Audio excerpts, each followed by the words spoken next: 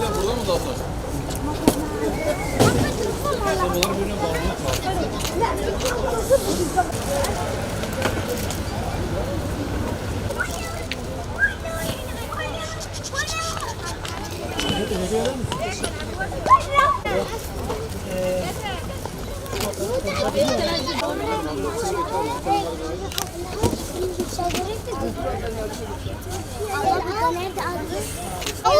Arkadaşlar, yallah Albetköy.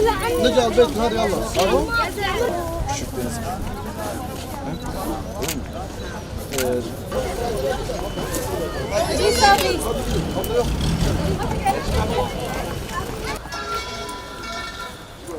Çocuklar gelir misiniz çocuklar?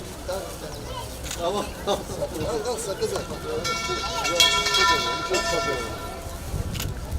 Al canım. Su çeviriyor musun? Su çeviriyor musun? Gel. Gel bakın gel. Sen düştün mü? Düştün mü sen? Niye düştün sen? Bak amca ne diyor bak. Bak teşekkür et. Peki sen de gel. İsmin ne? Biz de çocuk. Öykü mü? Özel amcaya bir teşekkür ediyor musun? Yok ama kamera. Sessiz. Ne diyecek abi şimdi? Serdar abiye teşekkür ederim dersin. İyi misin? İsmin ne? Lil. Bana ne verek? Hatta bundan verek. Olur mu? Beraber yeriz kardeşlerden. Tamam verelim abi. Bak.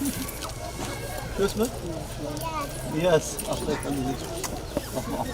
Sen kimsin? Büyük ablası. Bize yeter. Ama o zaman sen kardeşsin. Ablama da alabilir miyim? Ama herkese bir tane veriyoruz. Bir tane oldu mu? Yanına gelir misin? İdare eder tamam. Sana bir ama oyuncaklar daha şu anda herkes dağıtılıyor. Herkes dağıtıyor olur mu? Ben de sakız da var ha. Kızım. Bak biz herkesle verdik paylaşın. Herkes paylaşın.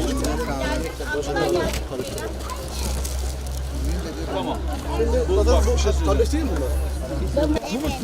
Sen de istiyor musun? Şöyle yapalım mı? Yaşasın yapalım mı? Yaşasın. Doğum günü kutlu olsun.